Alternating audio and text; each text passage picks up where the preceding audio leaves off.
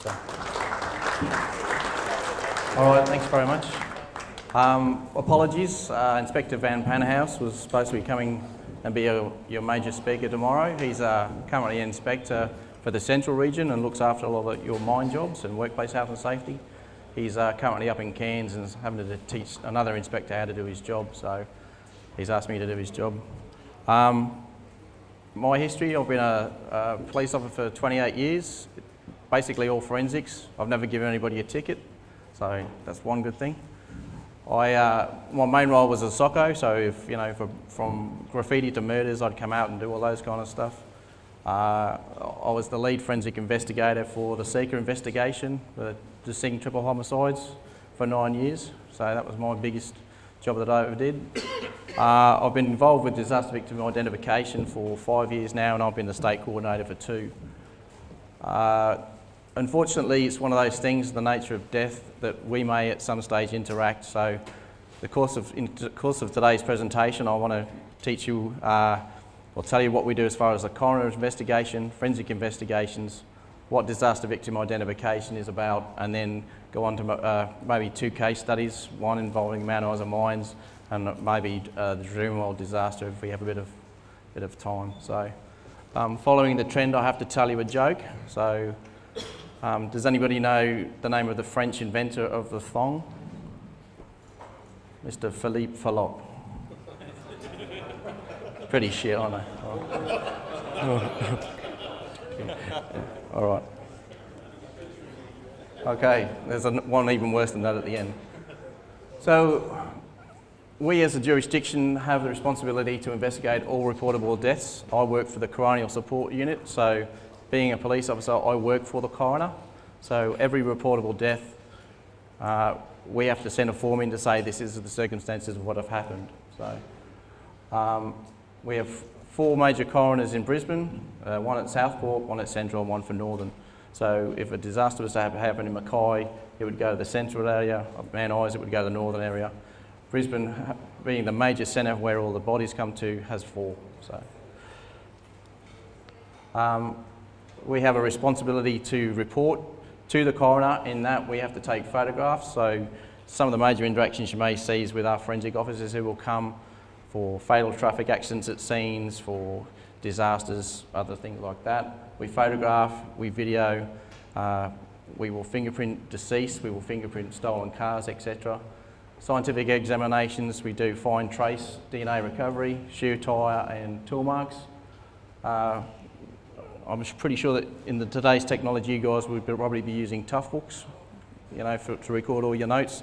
So we upload those.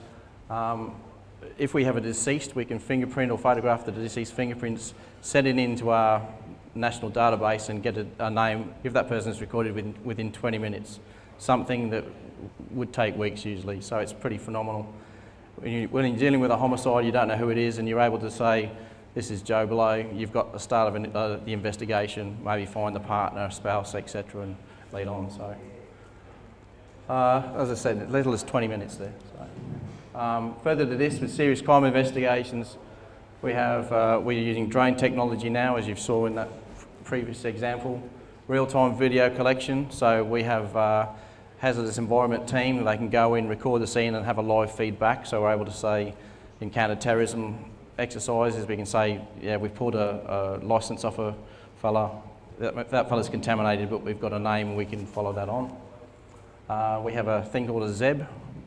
You wobble it and it sends out radar pictures and you're able to get a 3D picture of everything in Euston Court. And we also do 3D printing. In the case of the Daniel Morecambe job, they actually printed his shoe so the people in the court could handle the 3D impression of the shoe to say this was actually found at the scene. So it wasn't too graphic, it was painted, it wasn't the real thing, but they had a real 3D sensibility about what was there. So. We work closely with workplace health and safety in some instances. We have our own investigation, whether it be criminal or coronial, and they have their own workplace health and safety investigation. So, as you see there, and hopefully I'll get time to show you some of the work. For the Dreamworld incident, there was the coronial investigation, possible criminal, very doubtful now, and the workplace health and safety side. It had 3 different avenues, and we all have to work conjunctively. So, reportable death, well, these are the factors.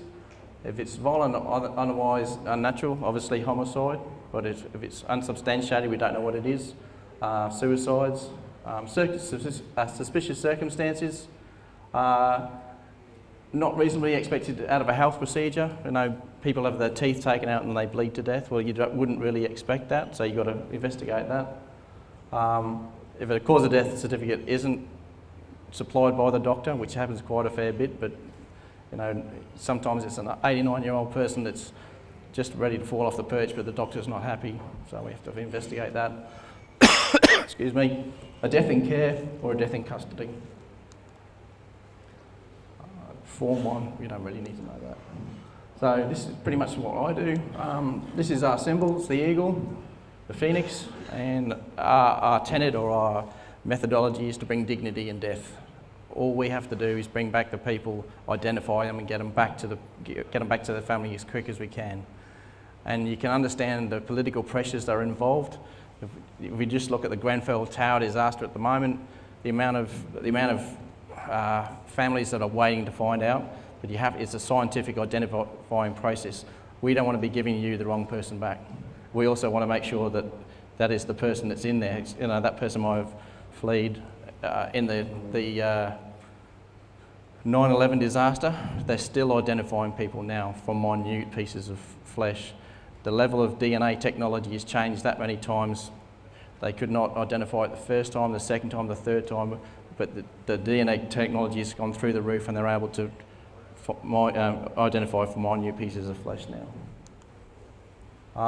Unfortunately, there are a few graphic pictures in here, so it's a bit of a caveat. If anybody doesn't wish to stay, you're quite welcome to leave. All right, it's a standardised procedures. We have our own committee, the Queensland Disaster Victim Identification Committee. We're also part of an Australian standard. Without blowing our trumpet, as much as the USAR fireys are the best, the Queensland USAR fireys are the best, Queensland DVI are encountered to be the best. We train the hardest, we're the most relevant, and we want to stay that way. We've been very lucky in the fact that we've been called upon to attend Bali, the tsunamis and things like that because of our ongoing work. So, we have different disaster types, so technical ones, so such as the Hindenburg disasters, bridge collapses, ammunition fires. Natural disasters, so our cyclones, the bushfires in Victoria, tsunamis obviously. We have closed disasters, that's where we know who is involved. This is a great case study, the MH17 in 2014. There was 283 passengers. Of those, 282 were identified. Only the person where the actual missile blew up next to it, who was atomised, has never been found.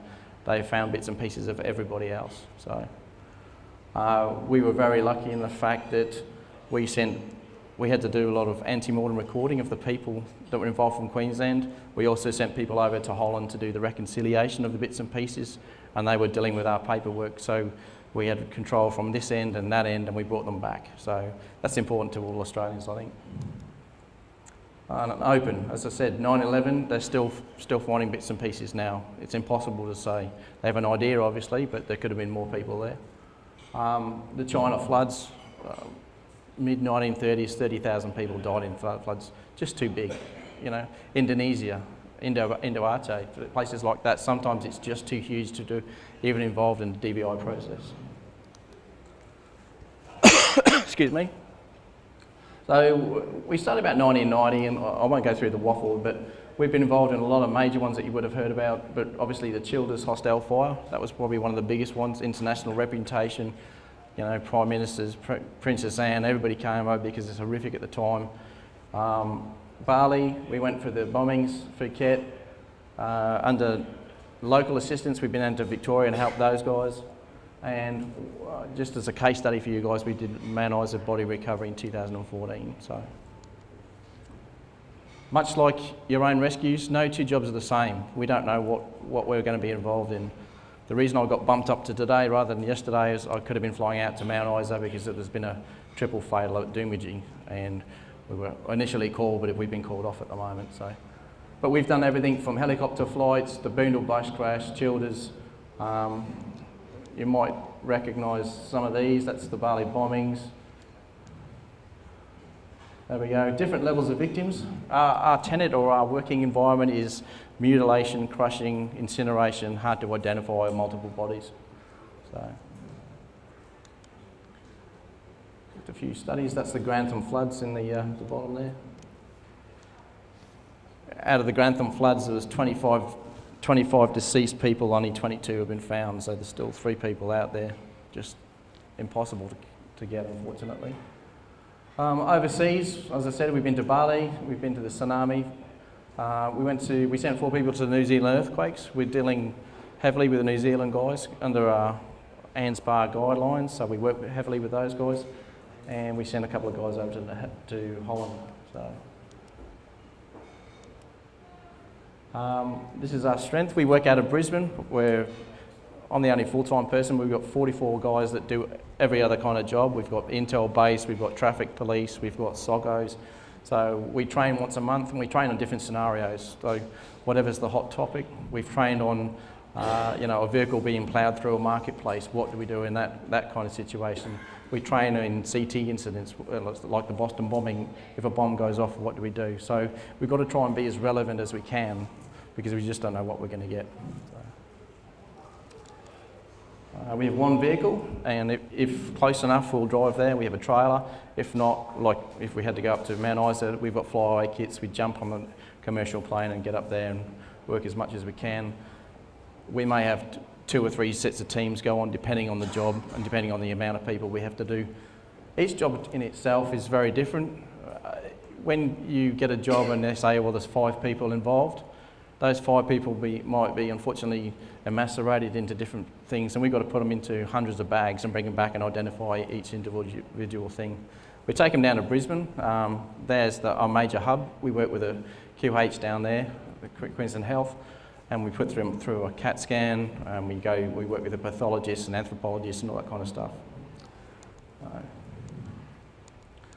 Don't really need to know all of that, that's all. So this is what happens when we get down there. Medical imaging has come a huge way now from what it used to be. So if we have combined mixed people in one bag, all pushed together, they're able to separate them and go, this is a male, this is a female, there's more than one person in there. But it also shows you, if they've had breast implants, if they've got a hip, if they've got a pacemaker, things like that, which helps in the identification process. We have to do fingerprints, we look at property, but I'll go on to that. Who do we work for? Well, ultimately the coroner, because the coroner's got to have a coronial investigation. So other police officers, grief counsellors, we work with a dental and medical anthropologist. One of our sergeants is an anthropologist, probably the highest graduated doctor in the police force. She's a sergeant, works 1 day a week. They want to retain her, but she's also an army major, reservist, and she's on the Anthropological Council. She's been to Flanders, she's been to many, many places, Papua New Guinea, and recovered soldiers. She's ultimately one of the greatest anthropologists we have, and we're very lucky to have her. So, probably the worst thing that could possibly happen for us is if a plane goes down. As you can imagine, the amount of grief, the amount of bodies. If a plane went down in Brisbane, the amount of people were saying, get that plane off the runway because it's costing us $1 million an hour. It's not quite that easy, but these are the things we have to consider.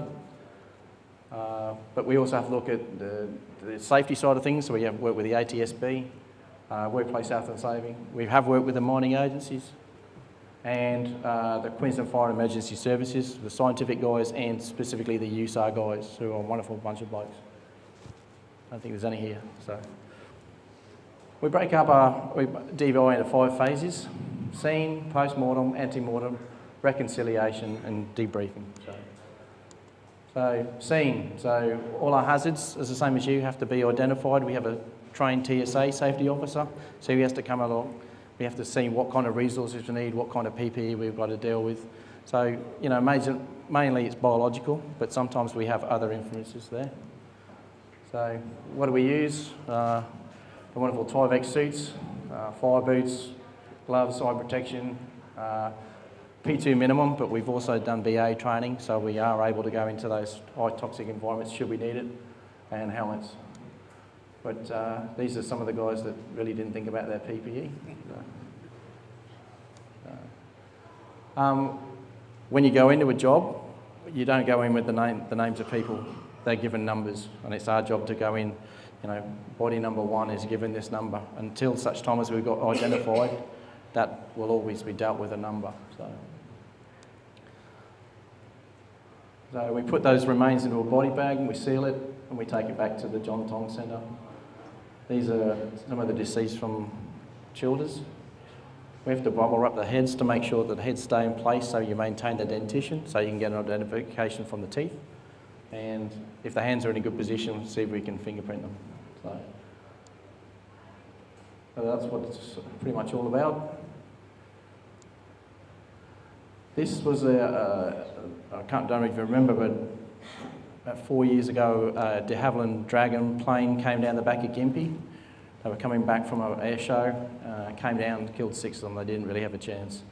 And when you look at the quality of the plane itself, it was held together with bike chains, and it was just one of those things. It's built in the 1920s, restored, and it was all went on pilot skill. There was no, Siri telling you which way to go. It was all about line of sight and where to go. And unfortunately, you left too late, came into a storm, turned into the hill, and they didn't really know which was hit them. So we were there for 5 days. We worked on the side of the hill. We've got our own little command centre. But much like you guys, we look at time in, time out, safety procedures, risk assessment. When you're dealing in those kind of suits at 34 degree heat, you've only got about maybe 20-minute, 25-minute working time. Pick something up, come back, tick that task off, rehydrate, go again. So it's very much as similar to some of the kind of stuff that you guys do. So, phase 2, post-mortem. That's where we take those things back and we take them back to the morgue. It's not always wonderful. This is the tsunami. So they had no way of, all they were trying to do there was stop the decay, so they put them in big ice baths and try and keep them cool and try and get in there as quick as we could. We have a mass fatality plan, so should the worst happen, we can cater up for about 200 people at the John Tong Centre, but with one phone call we can cater up to 1,000 within 24 hours. Not that we ever want to get to 1,000.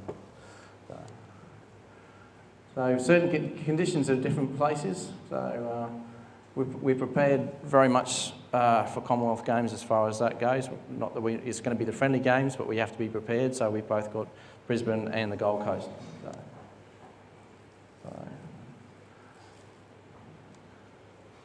So is anybody a dentist or know a good dentist? They're a very special breed.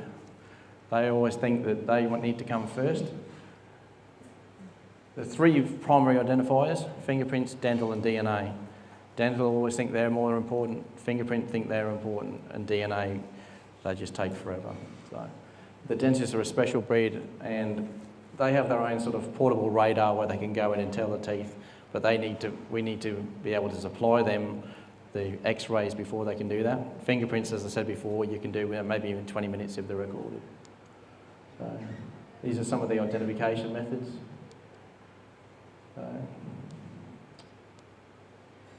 So autopsies. Autopsies can tell us a lot of things. Obviously, the nature of the wounds. What do? We do with the clothing. We pull the clothing off them. What can the clothing tell us? Or different things that you've got. You see Australian Cancer Society. This is from the Flanders excavation site. So that was the belt buckle that used to be on an old army uniform. So language markers. It's a German watch. Serial numbers, inscriptions, room keys. These are the kind of things that we need as circumstances to take to the coroner to say, we believe this person, numbered 1, 2, 3, 4, 5, is Joe Smith because of these reasons. It's not quite as easy as everybody thinks it is. So in this case, this poor girl died, and she had a Scorpio necklace that she was given on her 16th birthday and always wore it. She died, and this was part of the circumstantial evidence. So we also look at, size, sex, all those kind of things. Previous medical procedures. So pacemakers, hip replacements, pacemakers again. Yeah. That was a train accident. The hand itself had a wound. Inside was that. That's recorded against the person. That there, if anybody doesn't like milk, you're lactose intolerant.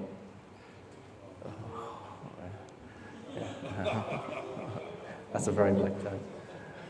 This gentleman here was identified through a Japanese identification purely on the marks that he had on his eyes, his scars, and the coroner from Victoria accepted that, but it was a Japanese identification purely on scars and circumstances.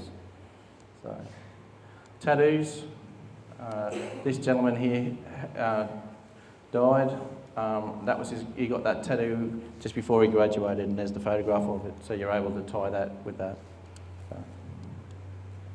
Genetics, pretty much that's how it works. Mum and dad and the baby.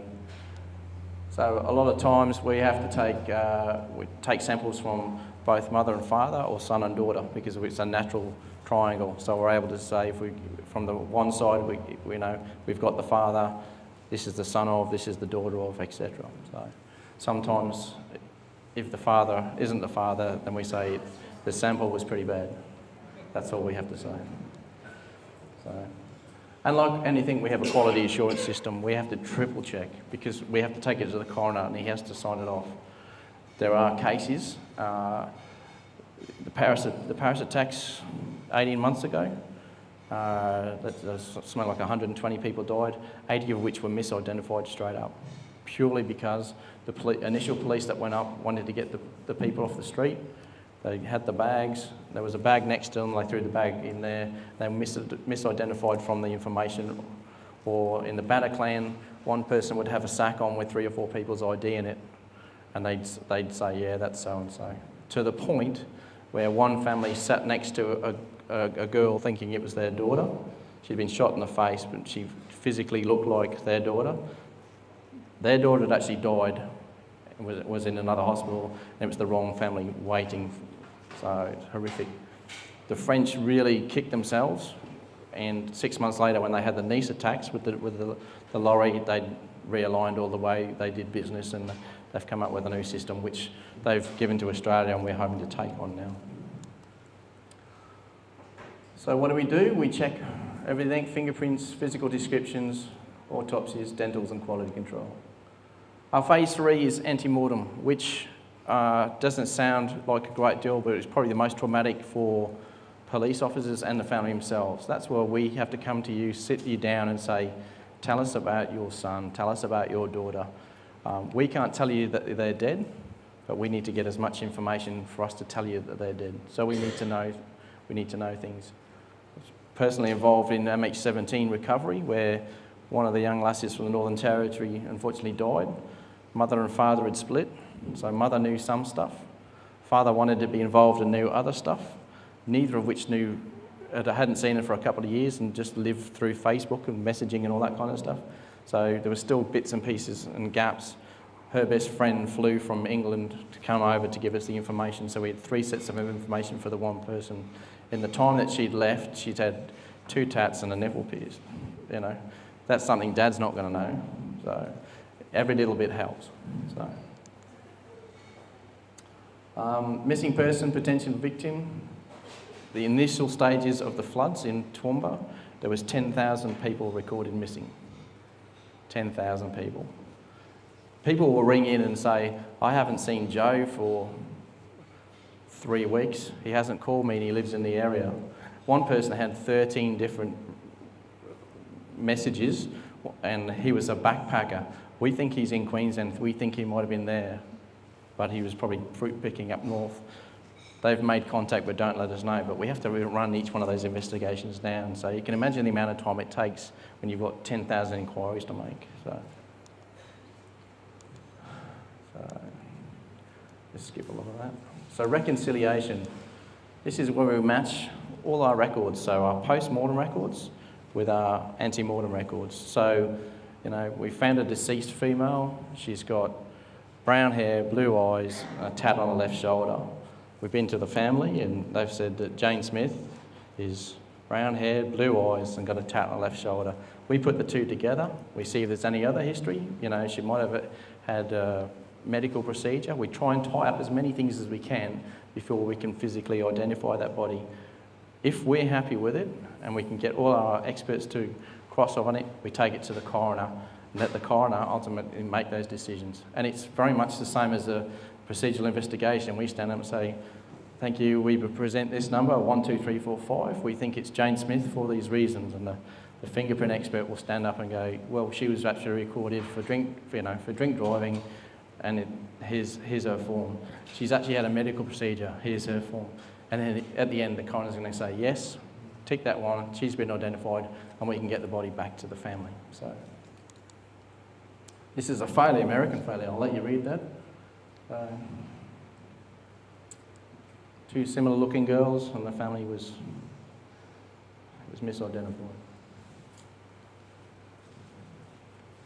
To the point where she was buried in the wrong grave.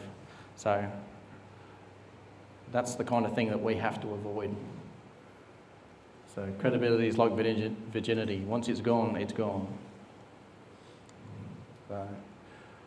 So that's pretty much it as far as identification board, which I've just told you about.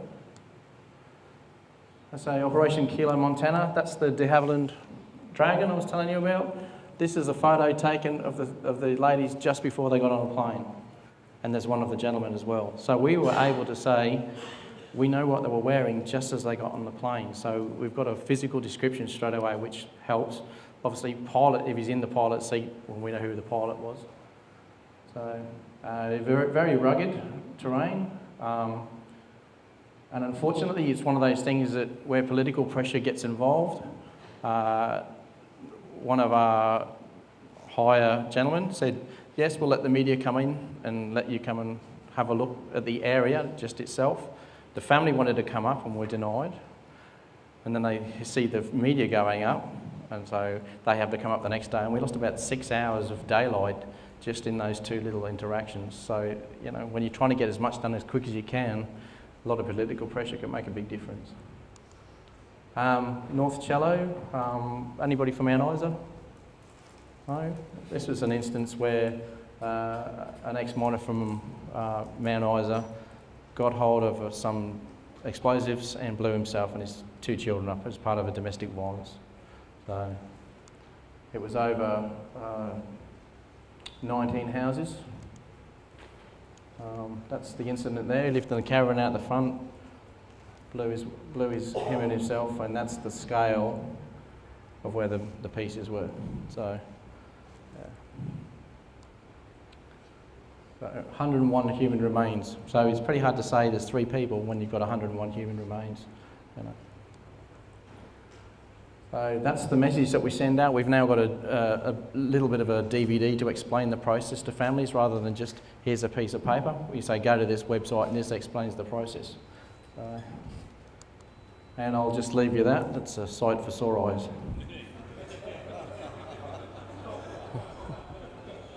That's the second bad joke. All right, I'll just... any questions on that at all? Oh, all right.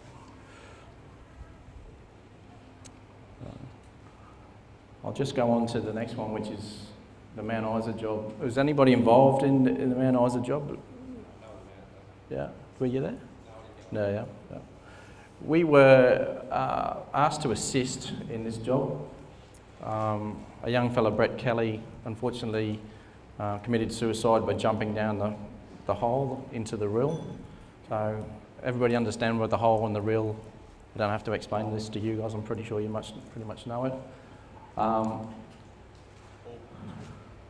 it a hole pass? Hole pass, yeah. So the waste goes down into the, yeah. So he lived in Mount Isa, unfortunately split with his missus, became depressed, went to fixed something with some mates and was never seen again. So emergency, you got those radio frequency tracking devices, couldn't find him anywhere, hadn't tagged out, hadn't tagged in. I had tagged in but hadn't tagged out. Emergency went through everything. We worked closely with your guys that were up there. Wonderful, wonderful system, I can tell you. Anyway, we were employed and we were, I have to say, I'm just in awe of the work that you do. It just totally blew me away.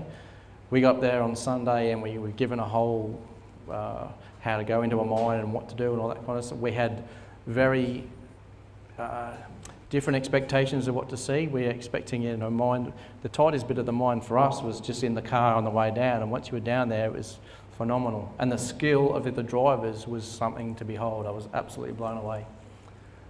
We had two teams, a team of 4 for the day shift and a team of 4 for the night shift. So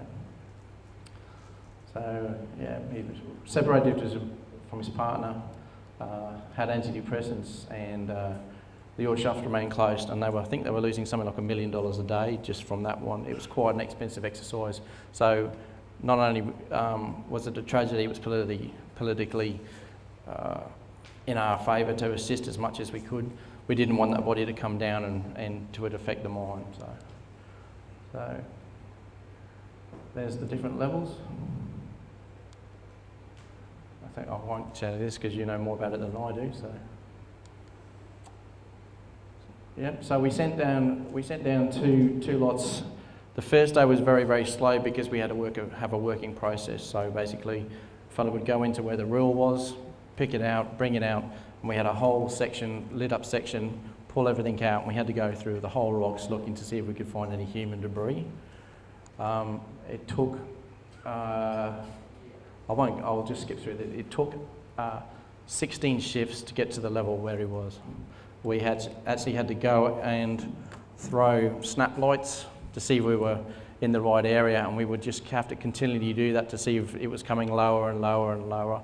Eventually, after the 15th shift, we sort of began to smell stuff, and we started to get equipment coming through. So they set up a special area for us. They dropped it. And at first we were just physically using Pelican trenches and going through everything to see what we could do, picking bits and pieces out. Very labour intensive, but then we streamlined it after the first shift and said, righto, we're just going to go visually torch, and we dragged out. And 80 buckets, so 1,200 tonnes. And as you say, day 4 we started to find stuff, earmuffs. We found the cover to his breathing apparatus, this rubber seal for his rescue breather. More consistent. Day 8 at 12:05. You can just see his body down the bottom there. It was flown to Brisbane the next day, and we did a PM. Luckily for us, circumstances and tattoos, the coroner was able to accept it. We were able to clean him up and give him back to his family 2 days later. So eventually 2 weeks, and closing the search. So 7,800 tonnes of ore that came through. I was totally blown away by just the level of professionalism that we get dealt with, from the mine rescue guys, from the superintendents, and just the sheer camaraderie between all the miners as well. They were just saying thank you for what you were doing. Well, I think anybody would want to do that in those kind of instances. We were lucky that he was pretty much in one piece and we were able to give him back to the family, so it was a tremendous. All right, and just one more. The next one is on Dreamworld. It's pretty much all open source material. There is nothing here that you could not have seen before, just a few aerial photos. So, Thunder River Rapid Ride, has everybody been on it or know about it? I think it's probably one that you all take your kids to and you think is the most harmless ride. Absolutely horrific for the family. There's 5 other rides in the world. They've all closed down for the same practical reasons. we were in a position that we were down the Gold Coast at the time riding a national exercise. So we were on our way home after riding this exercise and heard it. So we just swung in straight away. We were able to do the recovery within 7.5 hours or something like that. So this is probably the most tragic set of circumstances I've ever seen. It's one thing after another. It's really, really bad. These are open source material from the Courier Mail. So pretty much there was an electrical failure. One of the pumps stopped. The water level went down, and so this raft here stayed where it was. The conveyor belt kept coming, and it pushed its way onto that one. Now, rather than the raft hitting and going down, it hit and went up, and the distance between those two long pieces, slats of wood, is the same width as those. So it dropped into that spot. And then the distance between the end of that conveyor belt and that was enough just to turn it over. The only saving grace in this is there was 2 children involved at 6 o'clock and 3 o'clock, and their Velcro belts kept them in position. And once it stopped, they were able to get out. So it was very, very lucky. So that's the view from above. That was taken by the drone. The drone was taken out by a Magpie the next day. 2.5 grand. So, yeah. I'll just go back there. If you can see the two, there was a north pump and a south pump, and they pump all the water for the system. And one electrical failure was enough to let the water level drop so much that it allowed this raft to stay on that piece of metal material, and it couldn't go any further. So it's just a really, really bad set of circumstances. So it was more a body recovery than a disaster victim, because there was a fair idea who they are, but it was our case of get the bodies in, get them identified, and get them back to the family as quick as we can, because we know the pressure. This in itself, we had between the police and workplace health and safety, I think it was something like a 10 to 14 day crime scene under a coroner's warrant at $300,000 a day. That's with wages and incoming. It's severely affected Dreamworld, and it's severely impacted on the whole tourism aspect from down there. So as much as everything are wonderful suits, the big difference with this is our communication processes. We came out of it really, really working well because we train a fair bit. We talk a lot and we say, keep your head down, watch this, watch your back, all that kind of stuff. So it was a case of, we knew what that's, we had slip, trip hazards, we had blood, we had all that kind of stuff. But it's about open communication, photograph the scene, get in and get out. So. And then the workplace health and safety came in over the next few days, and they did all these studies about switching one pump on, switching one pump off. What about electrical failures? Was it a weight distribution thing? Was it a distance thing? So it's still ongoing, so please keep this to yourselves at the moment. Yeah. What are the critical issues? Pretty much the same sort of thing that would happen in a mining disaster.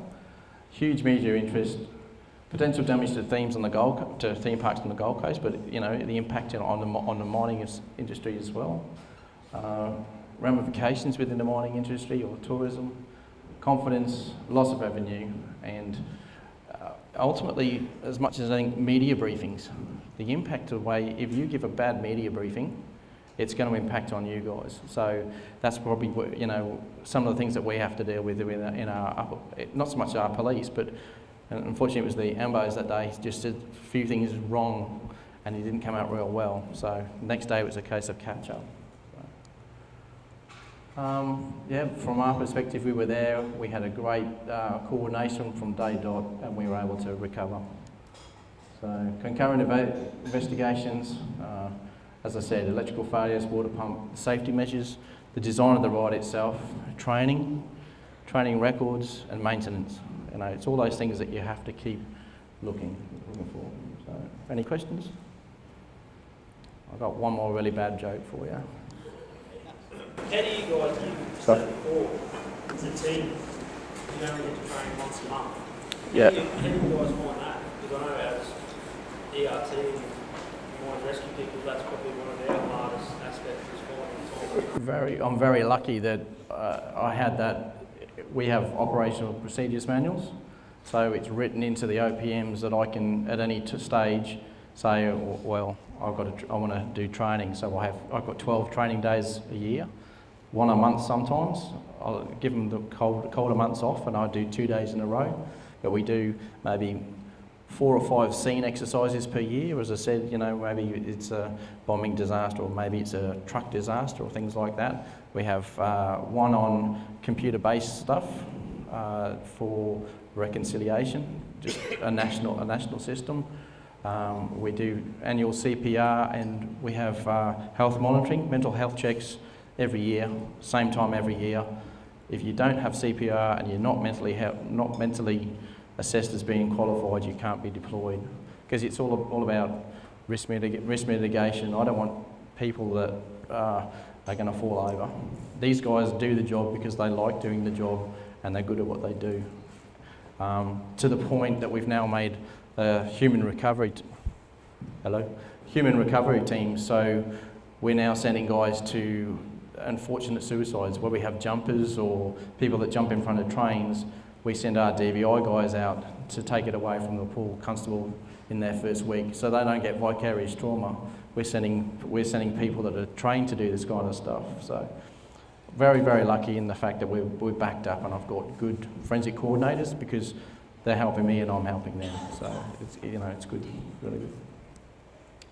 So back to the joke. There's a family of humpback whales in the sea, mum and dad and little son, and little son says to dad, he says, Dad, where did I come from? He said, well, son, you came from my penis. He goes, thank you, Dad. And he goes, you're welcome.